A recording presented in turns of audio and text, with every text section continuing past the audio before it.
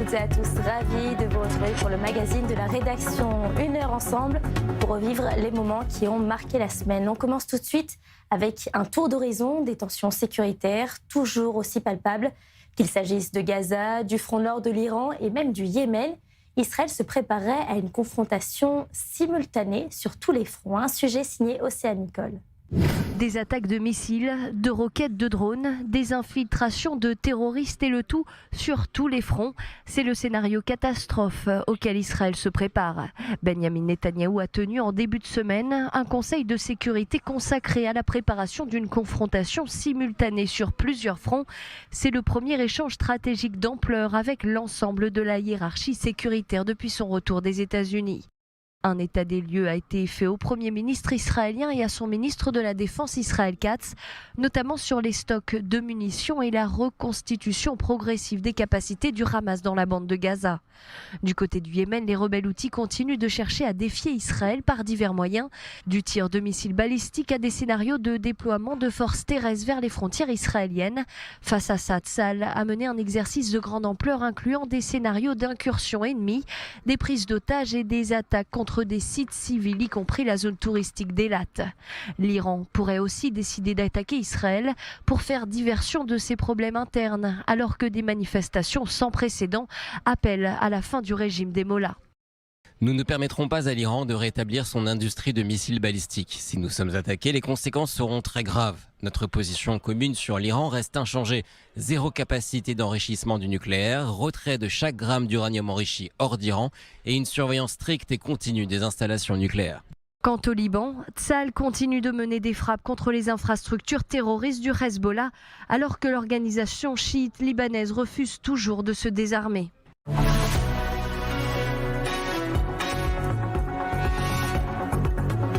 La semaine a aussi été marquée par ces manifestations en Iran et derrière la colère de la rue, il y a aussi une réalité économique plus profonde. Comment l'Iran, un pays assis sur un trésor de gaz et de pétrole, peut-il manquer de devises et parfois même d'électricité et d'eau? Élément de réponse avec Sandy Fortis.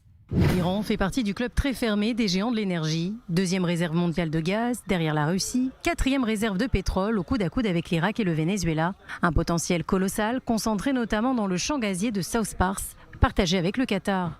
Mais ce trésor reste largement sous-exploité. Pourquoi ?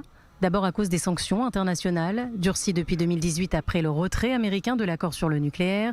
Résultat, retrait des majors occidentales, sous-investissement chronique, technologie obsolète et fuite massive des capitaux et des compétences. Les infrastructures pétrolières et gazières iraniennes vieillissent. Certaines datent des années 1970, les pertes techniques explosent, la production plafonne et l'Iran consomme parfois ce qu'il n'arrive pas à exporter. Autre conséquence, une dépendance croissante à la Chine. Faute de clients, Téhéran vend son pétrole à prix cassé, souvent via des circuits opaques. Pékin devient acheteur quasi exclusif, en position de force, imposant ses conditions. Mais le verrou est aussi interne. Une large part de l'économie énergétique est contrôlée par les gardiens de la Révolution. Un véritable empire économique, énergie, BTP, ports, télécom. Peu de transparence, peu de concurrence, corruption systémique.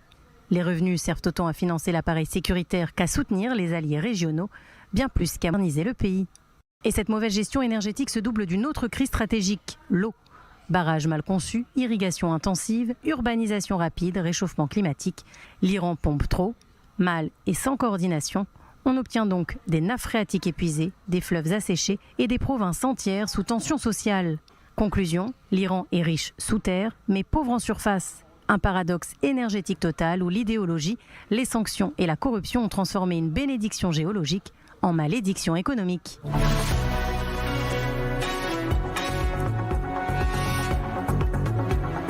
L'Iran traverse une crise interne d'une ampleur inédite. Les manifestations prennent des allures de tsunami humain, malgré une répression toujours plus brutale. Face à cette rupture profonde avec sa population, le pouvoir cherche des ennemis à l'extérieur, mais la véritable menace aujourd'hui viendrait de l'intérieur. Reportage Michal Rabinovitch avec Eric Fendler. העניינים מתחממים מאוד. איראן למעשה נמצאת בקרב בלימה, והמלחמה מתקרבת פנימה, לתוך איראן. راه رو گم میکنیم برای اینکه نفهمن ما چی کار داریم میکنیم. האש מלחכת את גלימות המולות, ממש מרגישים את השריפה ואת הלהבות מתקרבות אליהם. L'Iran est cette semaine en feu avec d'énormes manifestations qui se sont transformées en un tsunami humain incontrôlable dans tout le pays. Et ces images qui sont diffusées vers le monde sont le symbole de la barrière de la peur qui a été brisée. Nous sommes déjà pendant des jours décisifs. שווקים זה הבייס של המשטר. כשהעשן נפל, המפגינים הפכו להיות הבזארים, המוכרי הבזאר, שזה היה בסיס התמיכה שלו. ברגע הזה כולם הבינו שזה הסוף. הדבר הבא הוא היפוך קנים. האם נראה את הבסיג' ובקיצון גם את משמרות המהפכה, או הופכים את הקנים שלהם, או לכל הפחות מעלימים עין? כרגע אנחנו עדיין רחוקים משם. כמה הלבנה הספציפית הזאת בחומה היא קריטית בעניין של קריסת המשטר? אנחנו מדברים על לבנה שמחזיקה את כל החומה. זה כבר גל שאי אפשר לעצור אותו. Le régime cruel s'est donné pour objectif de réprimer la révolte en 2 semaines. Mais cette fois, la peur de la mort ne paralyse plus les gens dans les rues, qui se souviennent bien comment les gardiens de la révolution ont massacré des manifestants. השנה הזאת שנה מאוד מאוד קיצונית ומוזרה באיראן. קרוב ל2,000 הוצאות להורג. הבסיג' ומשמרות המהפכה שנכנסות גם כן לתמונה לדיכוי של מחאות אכזריים מאוד. מעלימים אנשים, הורגים אנשים, אנשים יצאו להפגין, נעלמים. מחסלים כל התנגדות בצורה מאוד מאוד אגרסיבית. از ازتون خواهش میکنم در کنار ملت وایسید. همه با هم آماده‌ایم برای شما بجنگیم. به خیابان‌ها بیایید و نترسید. قسم میخورم همه پشتتونن. ایشون هستن که میان چون میدونن نبرد آخره. به خودتون بیایید و در کنار مردم وایسید. آن کسانی که از شما ماندند. ایران آزاد خواهد شد. هیچ شکی نداشته باشید. Il y a 2 semaines, nous avons ici rapporté les premières fissures qui se voyaient dans l'armée et la police, de la part d'officiers et de soldats qui ont mis leur vie en danger quand ils ont appelé à renverser le régime. Mais ce soir, vous entendrez ici quelque chose d'autre, qui montre que la fracture est beaucoup plus profonde. C'est peut-être la plus grande peur de Khamenei, et elle est déjà en train de se produire. خامنه‌ای رهبر ما نیست، رهبر یمنی‌ها و فلسطینی‌هاست. من حس می‌کنم دلش برای اونها بیشتر میسوزه تا خود ما. این سالانه 20,000 نفر تو این جاده‌ها دارن کشته میشن. 20,000 زن داره بیوه میشه، چند هزار بچه داره یتیم میشه. ولی رهبر ما موضع نمیگیره. Ces hommes sont les savants religieux, les personnes qui ont grandi dans la révolution et qui osent maintenant s'opposer à Khamenei et aux ayatollahs. Ce n'est pas juste une autre vague de protestation, c'est déjà une remise en question du sacré, l'endroit d'où le régime puise sa force. בכל פעם אנחנו אומרים שאלו תמונות שלא נראו, מילים שלא נשמעו, כמה באמת הפעם במדרג הזה הטמפרטורה היא קיצונית. זה קורה בפעם הראשונה שראיתי את זה מאז המהפכה, שחכם דת שהוא חלק מהשלטון, שהוא בשר מבשרו של השלטון, שאוכל מהשלטון, הולך ואומר על השלטון דברים כאלה. וזה אומר כבר שאנשים או שרואים את הסוף ורוצים לשמור לעצמם איזה משהו ולהגיד עשיתי את זה, או שהם בעצם אומרים רגע בואו נחזור מהר לתלם, אחרת אנחנו מפסידים את השלטון. ما اشتباه کردیم. از همون اول اشتباه کردیم. اگر امام همون سر حرف خودش که در پاریس زد محکم ایستاده بود و اجازه نمیداد که روحانیت تو کارهای اجرایی وارد بشن، علمشو نداشتیم. وقت روحانیتی که از این اصول بین الملل هیچی نمیدونست، مردم اومد توی کار، رئیس جمهور شد، نخست وزیر شد، وزیر شد، وکیل شد و این آسیب زد به کشور.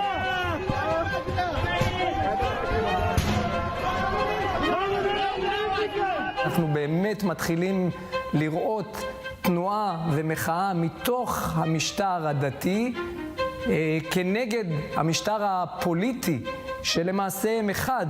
סמלי הדת באיראן היום נהיו מושא למחאה ולשנאה על ידי הדור הצעיר.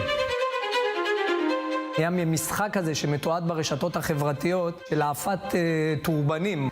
אנשי הדת באיראן היום לא יכולים לצאת החוצה עם בגדי הדת והם מחליפים בגדים כדי לא להתעמת עם הרחוב. ما اشتباه کردیم. Ces sages qui s'expriment aujourd'hui ouvertement ne sont pas des opposants au régime. Ce sont des personnages qui servent aujourd'hui en tant que partie de celui-ci, et quand ils disent « les ayatollahs ont trahi les principes de la révolution », c'est ainsi que la rupture de la foi que le régime représente se manifeste. میدونید چرا بعضی ضد انقلابند؟ به خاطر که از انقلابی انصاف نمیبینن. انصاف داشته باشه. حتی در مورد دشمنان انصاف داشته باشه. יוצאים החוצה, זה כבר הופך להיות פומבי ומדברים נגד המשטר, שזה בעצם הבייס. מה המשמעות של הדבר הזה? יש את מדי דנישמנד, שהוא אחד הדרשנים המקורבים מאוד למשטר, הוא גר באספהאן, והוא ממלא מסגדים ענקיים. ברגע שהבן אדם הזה בא ואומר, למה אתם מזלזלים בשעה? אני חושב שהוא יודע שזה הסוף והוא רוצה להחזיר את הגלגל אחורה, כי במשטר החדש, כשיהיה, הוא הופך להיות סתם מישהו. אז כל תשומת הלב של חמינאי צריכה להתכנס פנימה, לתוך המלחמה הפנימית הזאת בתוך העם שלו. האם זה מה שמקרב עימות עכשיו כדי להסיח את דעתם? כן, כן. זה הפחד הכי גדול. אנחנו צריכים אוהב חיצוני, כמה קל יש לנו את ישראל, ואנחנו צריכים להסית נגדו. אג'לה קארה שייטונה, החיפזון מהשטן. המשטר האיראני מבין את המצב שלו כעת אל מול הקהילה הבינלאומית, אל מול ישראל וארצות הברית, אבל בעיקר פנימה אל מול העם שלו. אני חושב שזהו אולי מהמשטרים היחידים בעולם שמפחד מהעם שלו יותר מאשר הוא מפחד מאויביו. והוא מבין שהוא צריך להתנהל פה בחוכמה, בסבלנות אסטרטגית, לא למהר ולפרק את ההתנגדות מבפנים. ואל מול הזירה החיצונית, תרבות הבזאר, הסבלנות האסטרטגית של איראן, למשוך זמן עד יעבור זעם. جمهوری اسلامی تلاش کرد با تعطیل کردن اماکن عمومی و دانشگاه‌ها شما را خانه‌نشین کند. نیاز به همبستگی هرچه بیشتر و حفظ خیابان‌هاست. Depuis sa résidence, plein d'espoir, le prince héritier en exil, Pahlavi, regarde et soutient Israël. Mais lui non plus ne sait pas jusqu'où cela peut se développer. Et voici à quoi ressemble la bataille pour l'Iran aujourd'hui. Entre les religieuses et les dirigeants, les jours diront si la haine explosive ira cette fois jusqu'au bout ou si ce régime cruel parviendra à la réprimer. Sans aucun doute, ce qui s'est passé au Venezuela insuffle un nouvel espoir au peuple iranien qui ne pourra pas seul arriver à ce moment-là.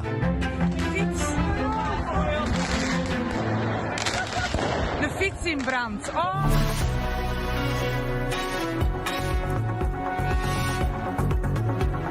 Du Moyen-Orient, on prend la direction du continent américain. Là aussi, l'énergie est au cœur des rapports de force.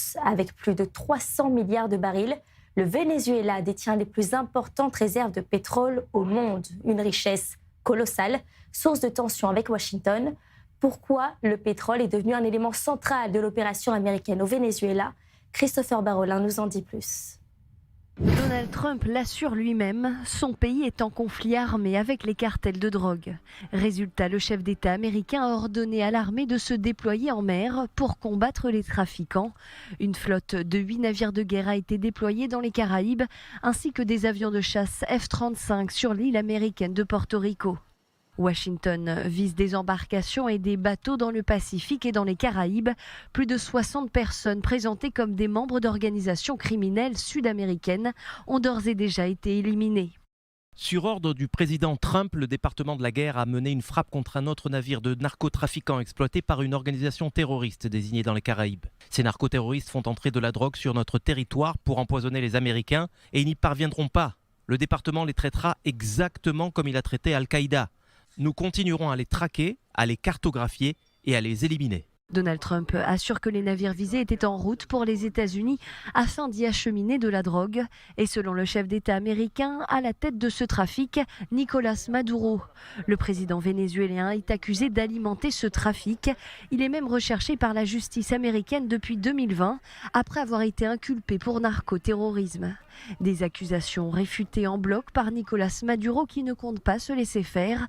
Pour lui, Washington se sert du trafic de drogue comme prétexte pour imposer un changement de régime et s'emparer du pétrole vénézuélien. Ils fabriquent une nouvelle guerre.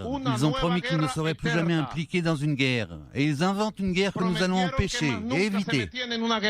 En plus du déploiement en mer de l'armée américaine, Donald Trump a aussi autorisé des opérations clandestines de la CIA sur le territoire vénézuélien. Le président américain menace même de frappes terrestres visant des objectifs narcoterroristes.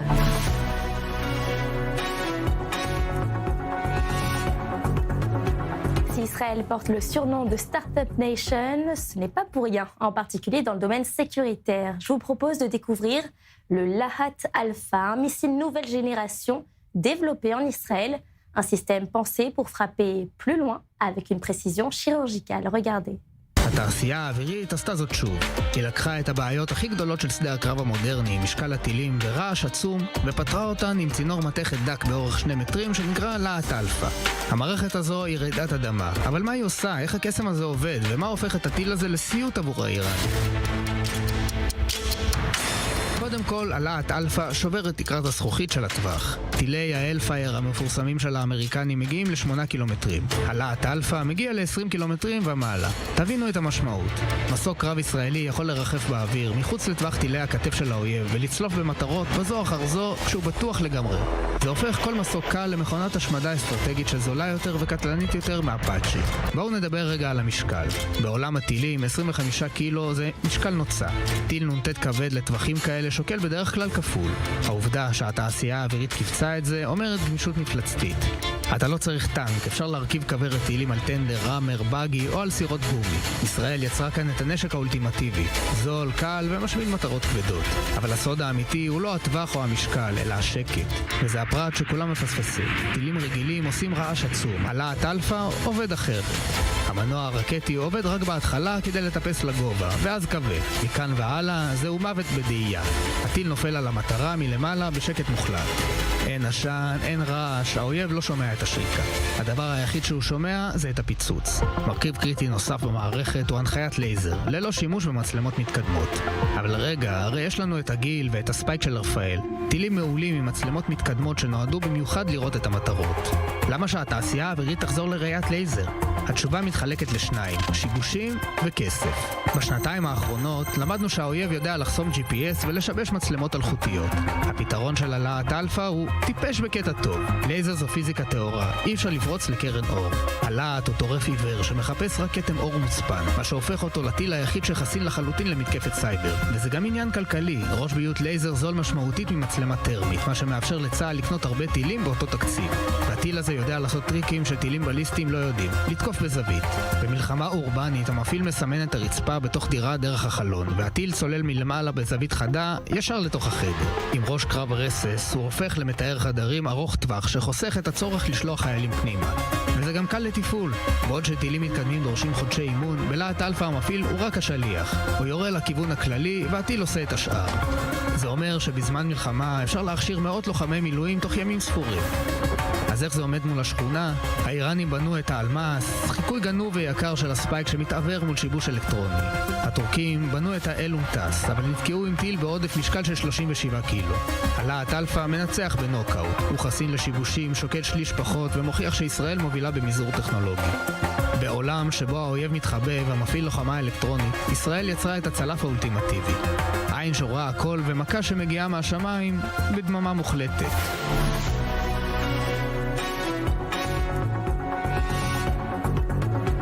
Si on vous demandait de citer une innovation israélienne majeure, un nom viendrait sans doute immédiatement à l'esprit. Le dôme de fer, un symbole de la défense israélienne. Et son histoire, c'est celle d'une réponse technologique à une menace permanente. Regardez ce sujet préparé par Léa Anthony. Objectif, intercepter les roquettes et obus de mortiers de courte et moyenne portée, tirés notamment depuis Gaza. C'est en 2007 que Jérusalem décide de créer le dôme de fer, après une année marquée par des tirs de milliers de missiles du Hezbollah depuis le Liban. Des attaques également menées par le Hamas au sud d'Israël. C'est l'entreprise israélienne Rafael qui est chargée de développer cette défense avec Israel Aerospace Industries. Les premiers financements sont assurés par Israël. Les États-Unis, eux, contribuent au financement des missiles intercepteurs. Washington aurait versé à Jérusalem plus de 2 milliards de dollars pour financer sa défense. Le système Dôme de fer comprend 3 parties. Un radar qui détecte les menaces entrantes, une technologie qui calcule la trajectoire et un lance-missile qui ne tire les intercepteurs que lorsqu'une roquette menace des vies civiles ou des infrastructures. C'est le 27 mars 2011 que ce système est déclaré opérationnel pour la première fois. Il intercepte à Beersheva une première roquette tirée depuis Gaza. Il s'agit d'une grande prouesse technologique. C'est la première fois que ce type de missile est intercepté grâce à la technologie israélienne. Cette technologie a été conçue par d'excellents ingénieurs et sera mise en œuvre par des soldats extrêmement ingénieux. Nous n'en sommes qu'à la première étape, mais nous avons progressé rapidement. Le système continue d'évoluer, mais nous ne pouvons pas encore couvrir chaque maison, chaque citoyen, chaque site en Israël. Nous pouvons en couvrir déjà beaucoup plus et nous le ferons dans les mois et les années à venir. Jérusalem estime que le taux de réussite du dôme de fer est de 90%, sauvant ainsi depuis 2011 des millions de vies civiles. Une révolution technologique et sociétale pour les Israéliens. Aujourd'hui, je suis venu à la plage parce qu'il y a le dôme de fer. Je me sens en sécurité. Il me protège du Hamas, donc je me sens en sécurité. Quand je regarde les roquettes être interceptées, je sais qu'Israël va nous protéger. Je sais qu'on va aller bien. J'ai pas besoin de m'inquiéter, j'ai un avertissement. Je sais que les sirènes vont retentir et que j'ai au moins 15 secondes pour m'abriter. Je me sens en sécurité. Officiellement, au moins 10 batteries du dôme de fer sont réparties sur le territoire israélien dans des lieux tenus secrets. En janvier dernier, le président américain a affirmé vouloir construire aux États-Unis son propre dôme de fer, baptisé Dôme d'Or. Il devrait s'inspirer de la technologie israélienne.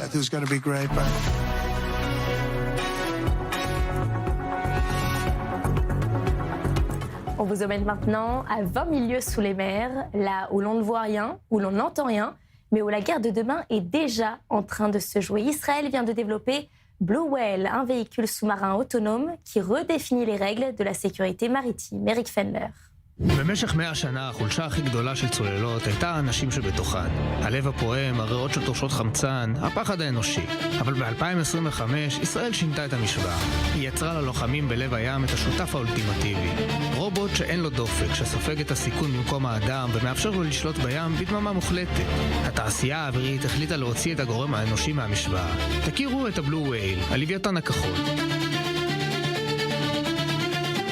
זה לא סתם רובוט. מדובר בצוללת אוטונומית באורך של 11 מטרים, שאין בה שירותים, אין בה מטבח, והיא לא נושמת. המנוע החשמלי שלה עובד בדממה מוחלטת. היא יכולה לשבת על קרקעית הים מול נמל באיראן במשך שבועות, ופשוט להקשיב. אבל הסוד האמיתי הוא העיניים. ללוויתן הזה יש יכולת ראייה שמשנה את הפיזיקה. הוא מצויד בטכנולוגיית סונאר שנקראת סאס. סונאר רגיל נותן לכם נקודות ירוקות ומטושטשות. הסאס מצייר תמונה זהה לתצלום אמיתי של הקרקעית ברזולוציה של סנטימטרים. הוא יכול להבדיל בין סלע לבין מוקש איראני מוסווה, ובין צינור נפט למטען חבלה שהוצמד אליו. הוא מייצר את גוגל מפס של המעמקים בזמן אמת. והנה הטוויסט הגיאוגרפי שמשגע את האויב, המים הרדודים. צוללת דולפין רגילה עם מפלצת של 2,000 טון. היא לא יכולה להתקרב לחוף בלי להיתקע. הלוויתן הכחול תוכנן למים רדודים. הוא יכול להתגנב ממש לתוך פתח הנמל של האויב, לשבת מתחת לסירות הדייג שלהם, ולהיות שם בלי שאף אחד יודע. כשהוא מוציא את התורן הטלסקופי מחוץ למים, הוא הופך לערפד דיגיטלי. הוא נמצא כל כך קרוב לחוף שהוא יכול לשאוב את שדרות הקשר של האויב, להאזין לטלפונים הסלולריים של המפקדים, למפות מקאמים, והכל בשידור חי. המפעילה שיושבת בקרוון ממוזג בישראל, או הצוללן שנמצא במרחק של 100 קילומטרים, רואים בדיוק מה שהצוללת רואה מול חופי ביירות, ויכולים לסגור מעגל אש עם מטוס קרב תוך שניות. וזה לא נגמר בריגול, הדבר הזה הוא נושאת מטוסים זעירה. בבטן שלה הצוללת נושאת גיגים רובוטיים. היא משגרת אותה מתוכה כדי לצוד מוקשים ולפנות ציר לספינות, או כדי לשגר חימוש משוטט לעבר מטרות בחוף. ועכשיו למהפכה הלוגיסטית, הניידות. צוללת רגילה צריכה לשוט שבועיים סביב אפריקה כדי להגיע למפרץ הפרסי. הלוויתן הכחול, היא נכנסת במכולה סטנדרטית. אפשר להעמיס אותה על מסעית או להטיס אותה במטוס הרקולס לכל בסיס בעולם ולהוריד אותה למים תוך שעות. זה גם ניצחון כלכלי. יום הפלגה של הלוויתן עולה כמו להטעין טסלה. האויב יפשוט רגל רק מהניסיון לחפש אותה.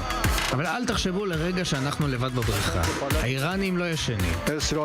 הם ראו מה קרה באוויר עם השהדים והם מעתיקים זורקים את זה למים. בזמן שאנחנו בנינו את הלוויתן הכחול, שהיא פרופסור של מודיעין ויכולות קרב, בטהרן בונים את צוללות הנזיר. צוללות רובוטיות מתאבדות שהן בעצם טילי טורפדו ענקיים וטיפשים שיודעים לשוט לטווח ארוך ולהתפוצץ על אסדות גז. זהו האיום החדש, מכיל של זומבים תת-ימיים. הלוויתן הכחול היא התשובה גם לזה. היא השוטר החכם שיודע לזהות ולעצור את המתאבד. ומה קורה אם האויב בכל זאת תופס אותה ברשת? כאן נכנס מנגנון האין כניסה. המערכת מוגנת בחיישנים, שברגע שהם מזהים ניסיון פריצה פיזי, המוח האלקטרוני מתגן את עצמו. כל הסודות נמחקים בשניות, האויב מקבל קליפת מתכת ריקה. הלוויתן הכחול לא מחליפה את הצוללות המאוישות. היא משדרגת אותן לרמת טורף על.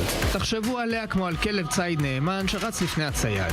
היא מאפשרת לצוותים שלנו להישאר בצללים, בזמן שהיא מושכת את האש ונלחמת ברובוטים של האויב. זהו השכפ"ץ האולטימטיבי. האדם נשאר בעמדת הפיקוד, שולט בקרב, אבל לא נפגע בו.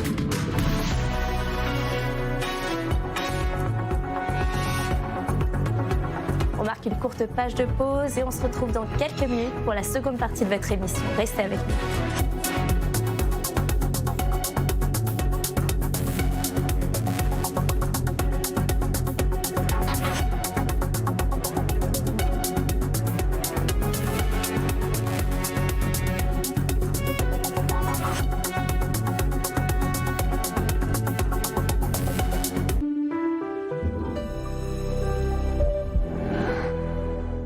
Certains achètent un bien, nous détectons les opportunités. David Jamy Group, l'expérience au service de ceux qui veulent investir autrement. Aujourd'hui, Dubaï explose. Croissance exceptionnelle, fiscalité avantageuse, sécurité incomparable et une rentabilité unique au monde. Entourés des meilleurs experts, nous chassons sur place et à vos côtés les opportunités les plus prometteuses. À Dubaï, mais aussi à Miami, Tel Aviv et Paris. Vous voulez investir intelligemment? Sécuriser votre avenir dans les plus belles villes du monde? David Jamy Group, Real Estate Opportunities.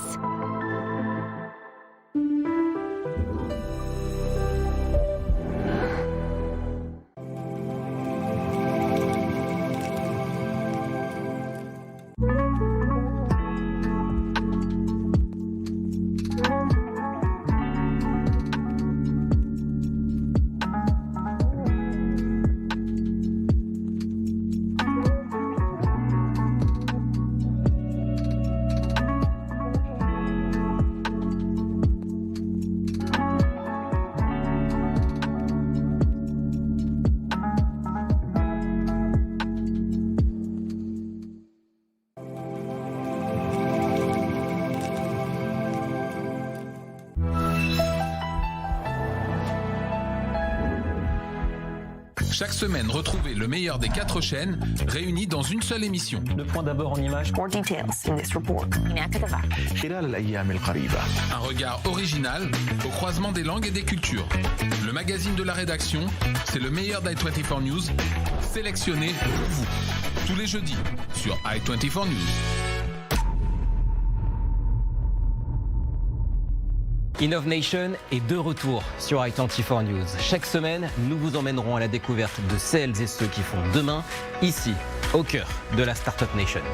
Santé, mobilité, culture, agriculture, ici l'innovation n'est pas un mot-clé, c'est un mode de vie. Innovation, c'est le rendez-vous des idées qui osent et qui fonctionnent. Rendez-vous chaque semaine pour découvrir ensemble les coulisses de l'innovation Made in Israël. Innovation, tous les mardis sur i24 News. J'en ai marre de ces interviews. Tout est trop attendu, trop calibré, vous comprenez? Allergie au politiquement correct.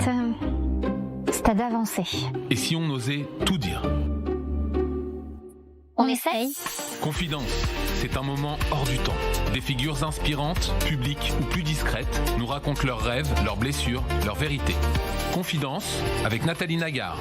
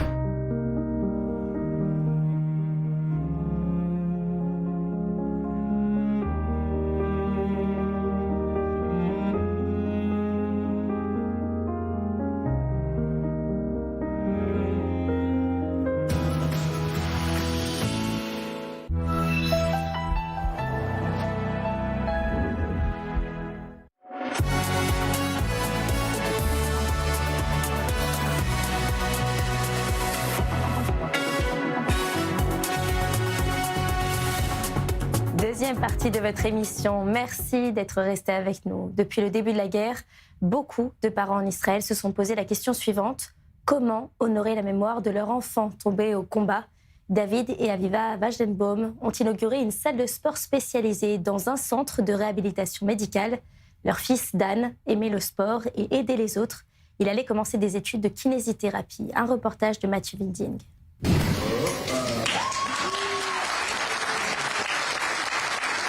C'est l'aboutissement d'un travail difficile. Aviva et David Weidenbaum font un grand pas dans le travail de mémoire de leur fils tombé à Gaza. Ce soir à Ranana, au centre de réhabilitation médicale Lovenstein, devant leur famille, leurs proches, le maire de la ville et un voisin qui est aussi un ancien Premier ministre, une salle de sport spécialisée est inaugurée en son nom.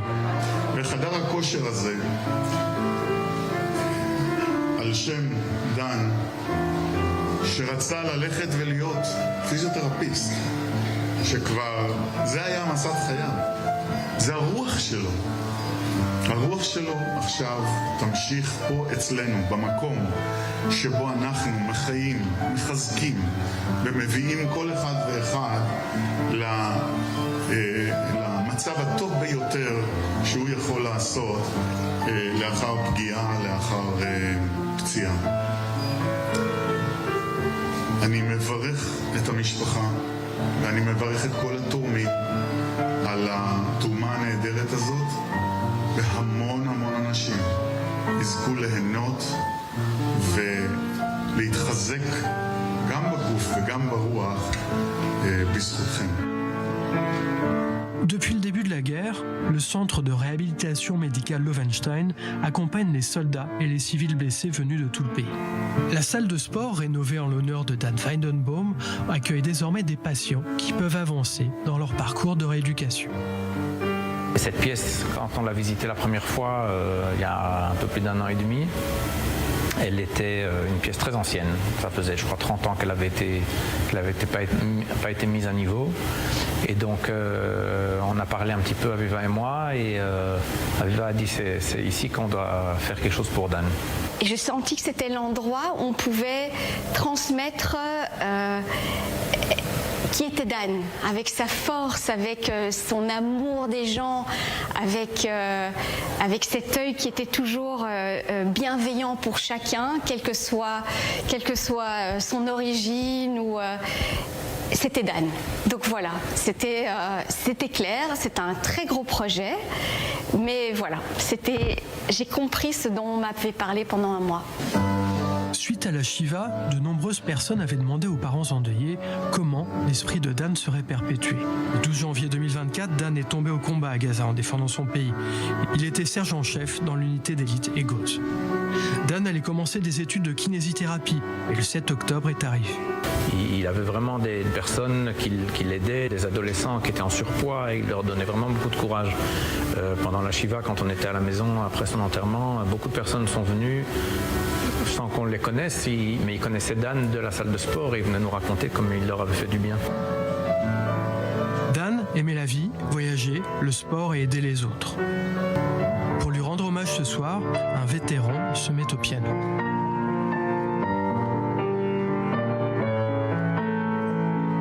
Oui, en fait, c'était quelqu'un qui était profondément généreux du cœur. C'est-à-dire qu'il avait vraiment, quand on voyait Dan, c'était vraiment une baraque énorme, pleine de muscles. Et en fait, c'était un mélange de force et de douceur.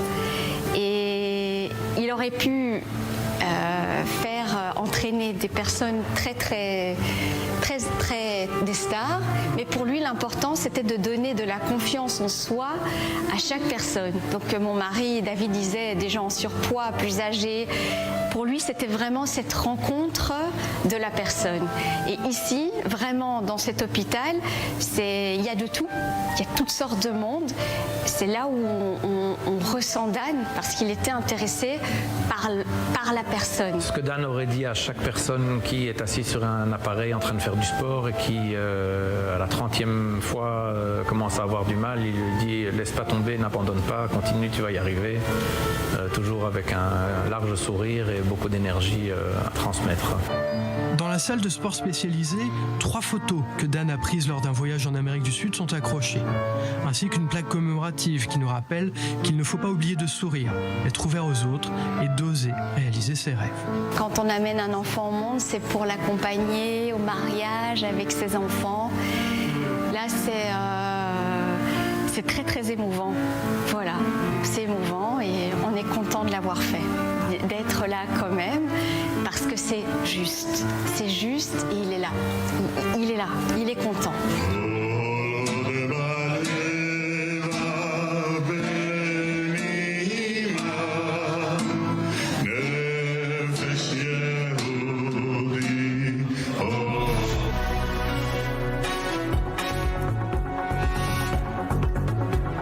Peut-être la prochaine grande rupture technologique. L'ordinateur quantique, une technologie qui promet une puissance de calcul sans précédent.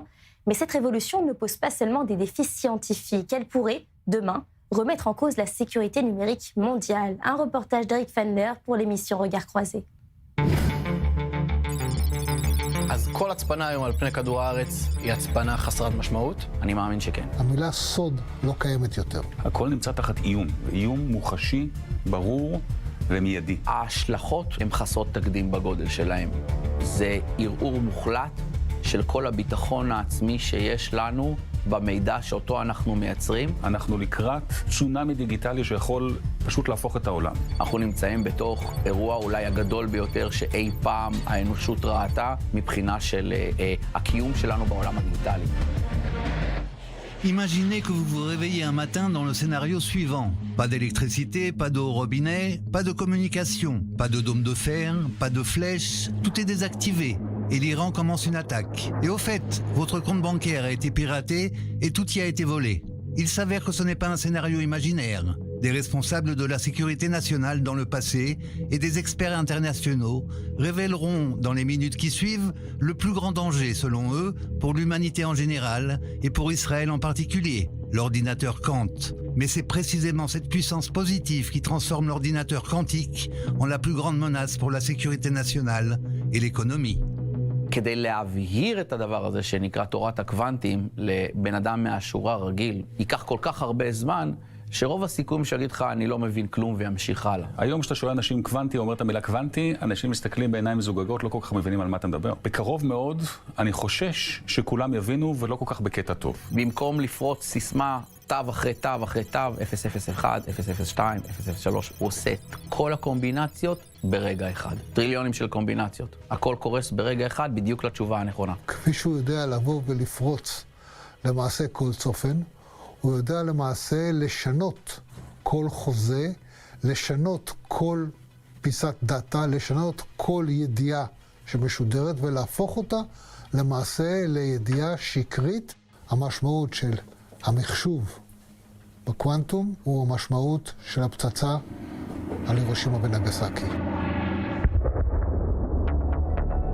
פה מדובר על פצצה דיגיטלית, פצצת אטום דיגיטלית. אנחנו מדברים על אירוע שכולם יישארו, אבל בלי כלום. ברגע שכל זה יהיה פרוץ, חשוף ומותקף, אחת המעצמות הראשונה שתעשה את זה, כנראה שהשנייה תצטרף גם, ואז שוב האנושות, כמו ב-1945, היא כבר לא תראה אותו דבר. Essentially, the way a quantum computer works, a problem that would take thousands of years for every computer on Earth to solve, it can solve in a second.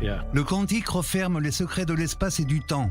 Celui qui le contrôlera pourra réécrire le passé, façonner l'avenir et peut-être, le plus effrayant de tout, contrôler le présent.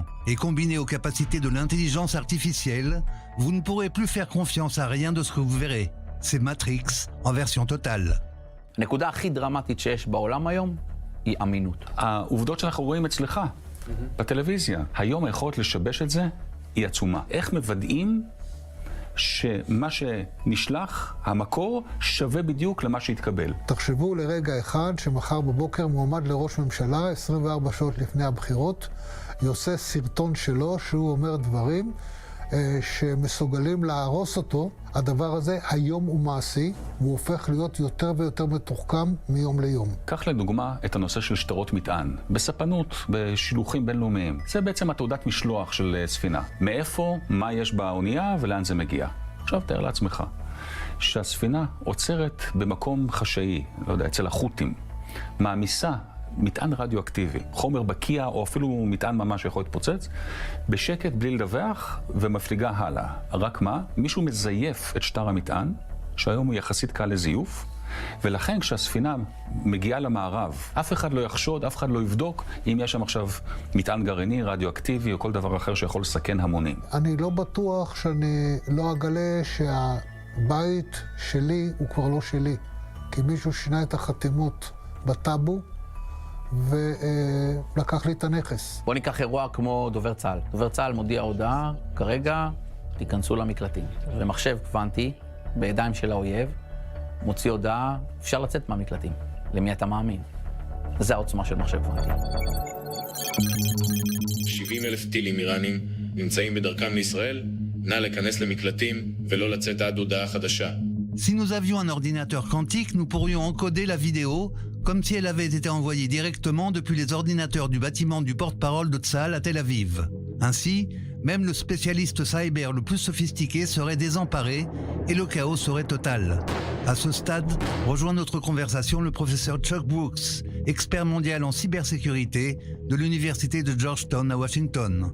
Il a conseillé 2 présidents sur les questions technologiques et travaillé au département d'État américain. There's a scenario called Q-Day, which a few years ago was looked at in the distant future, but now is taken very seriously. And if that does happen, basically all the data that's been stolen, and there's been lots of it, including clearances from OPM and other places, and documents that can't be decrypted yet, will be decrypted.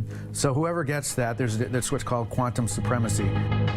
Simplifions cela. Imaginez que vous entrez dans un labyrinthe et que vous devez en sortir de l'autre côté. Si vous étiez un ordinateur classique, vous essayeriez un chemin, heurteriez un mur, reviendriez en arrière et tenteriez un autre chemin. Si vous étiez un ordinateur quantique, vous pourriez vous diviser et emprunter tous les chemins en même temps, ce qui vous permettrait de trouver la sortie presque instantanément. Ces experts ont compris le potentiel du risque et ont créé une initiative basée sur une technologie innovante qui bloque même l'unique sortie du labyrinthe. The problem is quantum-resistant algorithms are not enough, because if they're based on the same patterns of using numbers, they're eventually going to be decrypted. ברגע שהמתמטיקה הזאת נפרצת, אין סודות יותר בעולם. So you're really creating a new paradigm of encryption that a quantum computer can't break, artificial intelligence can't break.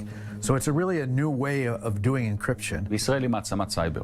את זה ניתן וצריך לעשות גם בתחום הקוונטי והעמידות הקוונטית. Israel has been the leader in innovation in many ways, and this is a thinking out of the box kind of technology that approaches something completely different than anyone would do before. La course au quantique déterminera l'équilibre des pouvoirs au XXIe siècle. Les États cherchent des solutions et la plupart en sont loin. Et dans cette incertitude, il est possible que la clé se trouve justement ici, en Israël. En attendant, croisons les doigts pour que le moment venu, votre première rencontre avec un ordinateur quantique se fasse du bon côté de la médaille.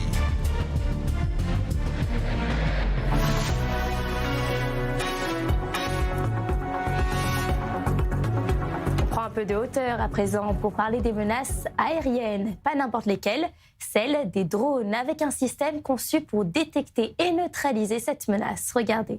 Ils sont petits, discrets, faciles à piloter.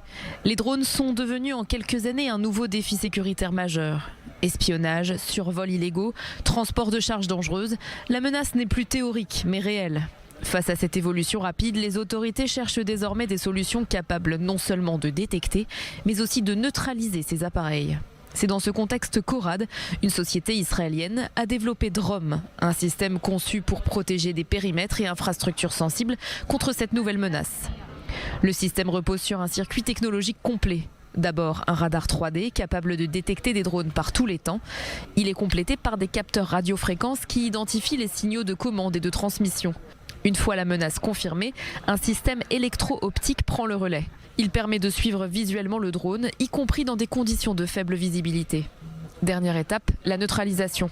Grâce à un brouilleur haute puissance, DROM peut prendre le contrôle des capacités de pilotage du drone, interrompre sa mission et le forcer à atterrir loin de toute zone sensible.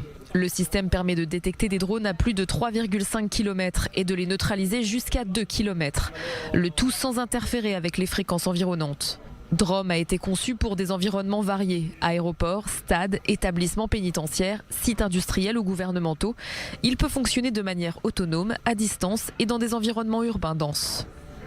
Le système intègre également une plateforme de commandement et de contrôle permettant l'enregistrement, l'identification précise des menaces jusqu'au modèle du drone et une exploitation en temps réel. Avec Drom, ORAD propose une réponse technologique pensée pour anticiper, détecter et agir.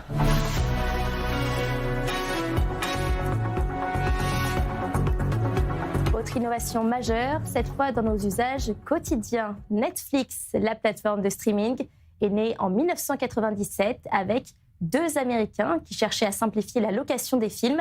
Leur intuition va donner naissance à une plateforme qui a transformé notre façon de regarder nos films et séries. Retour sur l'histoire d'un géant du streaming avec Océane Nicole.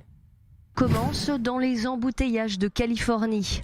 Mark Randolph et Reed Hastings, 2 entrepreneurs américains, travaillent dans une entreprise de logiciels de la Silicon Valley. Tous les matins, ils se rendent ensemble au travail.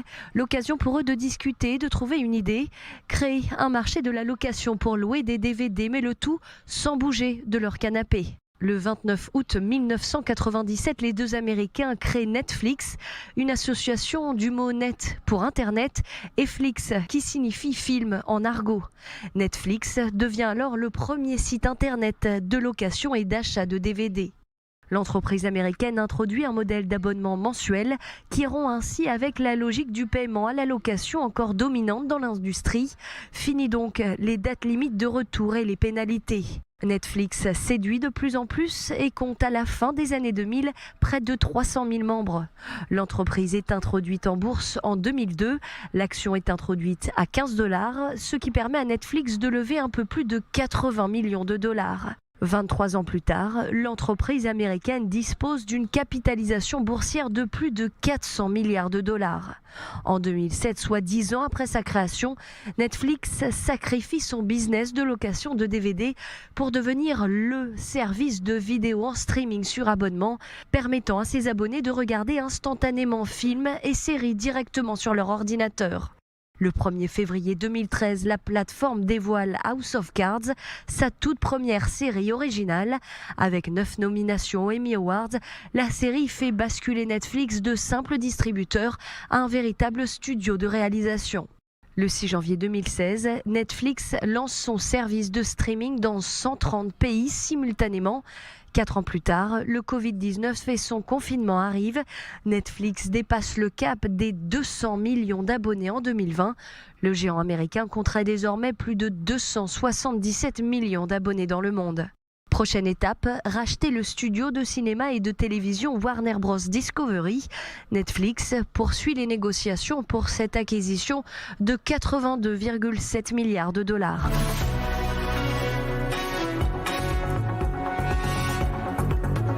Pour finir ce numéro, je vous propose un détour inattendu, celui du whisky israélien en plein essor. Grâce à un climat unique, un savoir-faire audacieux, est devenu pour certains un vecteur de résilience et d'espoir.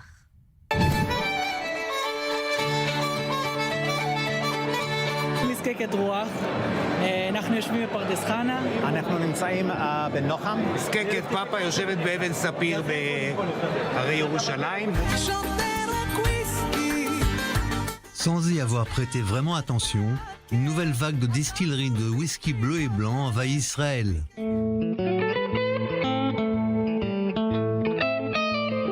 היי דום, מה נשמע? מעניינים, איך הולך?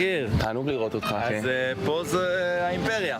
כן, זה האימפריה. בדיוק אנחנו רואים את כל החביות שלנו עומדות בחוץ בשמש. פה זה שדרת העישונים שלנו. כן, וויסקי. כן, כן, כל מה ששוכב, מלא. La distillerie Golani, à Katzrin, est l'une des pionnières du whisky israélien. Et certains disent même qu'elle fut l'une des premières à produire du whisky en Terre Sainte. אנחנו עלינו מקנדה, בסדר, ב-2014, עם אבא, חורג, אמא, 2 אחים, עם איזשהו חלום לייצר וויסקי. התחלנו לזקק בגינה בבית, רואים שאנשים מתחברים, אנשים אוהבים, תוך 1.5 שנה בערך כבר הזכרנו את המקום הראשון שלנו, לפני שנה וחצי בעצם עברנו למקום הנוכחי כאן. אז ממש התפתחנו. 2016, ה' באייר, בעצם יצאנו עם הוויסקי הישראלי הראשון. Pendant des centaines d'années, le whisky a été le domaine réservé de 4 pays, l'Écosse, l'Irlande, les États-Unis et le Canada. Le vieux monde du whisky. Mais il y a quelques décennies, les Japonais sont entrés dans l'arène et ont surpris tout le monde avec un whisky de qualité. Et depuis, presque chaque pays dans le monde a son propre whisky local.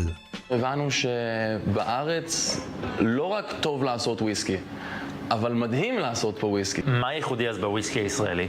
המזג האוויר שיש לנו פה בארץ הוא כל כך ייחודי. אתה יכול לשחק איתו בצורה כל כך מדהימה, ויש השפעה כל כך שונה אם אתה שם חבית בחרמון, שם אותה באילת. לחיים? לחיים, לחיים. 100% וויסקי ישראלי. לחיים. ברוך אתה אדוני מלך העולם. וואו, פואט.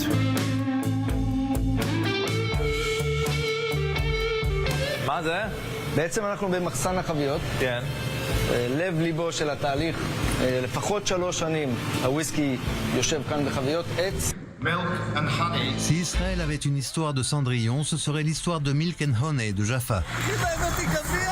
Ils ont fait l'impossible et ont remporté le titre de meilleur single malt au monde. זה בא אחרי ערב שלם, מייגע, משעמם, שהיינו מועמדים לעוד 6 קטגוריות אישיות, מזקקתיות, ולא זכינו בכלום. Ce whisky bleu et blanc, lors de la dégustation à l'aveugle, a battu les grandes distilleries célèbres. ואז מגיע הפרס הכי גדול, ואנחנו מועמדים מול וויסקים מטורפים. זה התואר הכי חשוב בעולם. זה הגלובוס, או אם תרצה, לזכות במונדיאל. I'll be throwing one of these in with every purchase of 500 million or more. It's a piece. בעצם מה שאנחנו רואים פה זה הריקון של השעורה אחרי שמיצינו ממנה את המילן, את הסוכרים. Pour faire du whisky, on prend de l'orge, on la fait tremper dans l'eau et on la laisse germer pour que l'amidon se transforme en sucre. Après séchage et broyage, on mélange avec de l'eau chaude et un liquide sucré en sort, auquel on ajoute de la levure qui commence le processus de fermentation et transforme les sucres en alcool. Ensuite, le liquide subit une double distillation et c'est là que commence la magie. Le liquide entre en maturation dans des fûts en chêne pendant au moins 3 ans, ce qui lui donne sa couleur, ses arômes et ses saveurs profondes. התחיל בים המלח. מכיר, שמתם בחרמון, בים המלח. חרמון לא, אבל ים המלח, הרי ירושלים, כנרת ומדבר, זה ירושלים. זה ירושלים. יש פה הרבה יער, מחטי אורן, אדמתי. וואו, איזה הבדל, מדהים. Le vignoble Fletter, déjà célèbre pour leur excellent vin, a commencé à distiller du whisky dès 2013. חיים. או סלנג'יבה בשפה הגלית של הסקוטים. סלנג'יבה? כן. לא הכרתי.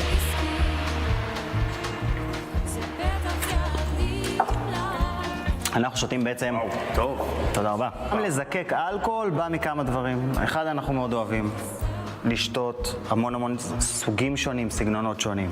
2, אני לא אוהב להיות תלוי רק בענבים. ענבים זה חקלאות, מלחמה, אוקיי, וכל העולם. בסוף וויסקי זה עולם ומלואו, שהמשחק בוויסקי הוא גם בחומר גלם, גם בסגנון זיקוק וגם באיזה חוויות אני מיישן. לנו מאוד מאוד חשוב שחומר הגלם יהיה ישראלי. מן הראוי שנעשה וויסקי, שזה באמת לדעתי העולם הכי מסקרן בתוך כל עולמות הספיריטס, וויסקי הוא הכי מעניין. Le whisky israélien n'est pas seulement une histoire d'alcool, il touche aussi les moments les plus douloureux. Au kibbutz Be'eri, après le 7 octobre, ils ont décidé de cultiver de l'orge et d'en distiller un nouveau whisky, justement pour transformer le traumatisme en une histoire d'espoir et de renaissance. מה שקרה אחרי המפגש הראשון עם חברי בארי שאיבדו את הכל ב7 לאוקטובר ושעם כמה כוסיות התחילו לספר את הסיפור. וכשסיפרו את הסיפור, אנשים מה זה התרגשו? היו צריכים להקשיב לסיפור. ואז אמרנו באותו ערב, רגע, יאללה, בואו נגדל שעורה. עוד לא גידלו שעורה. אתה יודע מתי גידלו שעורה? במנדט הבריטי. אנחנו עד היום רואים את בקבוקי הבירות ליד בארי מהבריטים. בקבוקים ירוקים של ליטר, ככה הם היו שותים את הבירות. גידלנו שעורה ואמרנו, אוקיי, בואו נקים את העמותת סינגל בארי.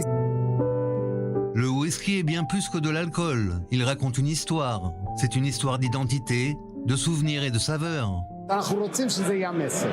איך מזקקים את הסינגל של בארי, את התקומה, את הכאב, את האבל ואת התקווה בבקבוק אחד. Comme le whisky Berry, les distilleries en Israël sont aussi nées d'une histoire israélienne d'identité, de souvenirs et de goût. Chaque goutte porte avec elle une partie de l'expérience de notre endroit. Un peu des difficultés, beaucoup d'optimisme et toujours avec audace.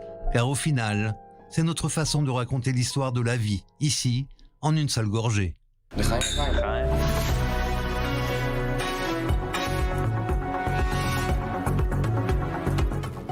C'est la fin de ce numéro du magazine de la rédaction. Je vous donne rendez-vous la semaine prochaine, même jour, même heure sur i24 News.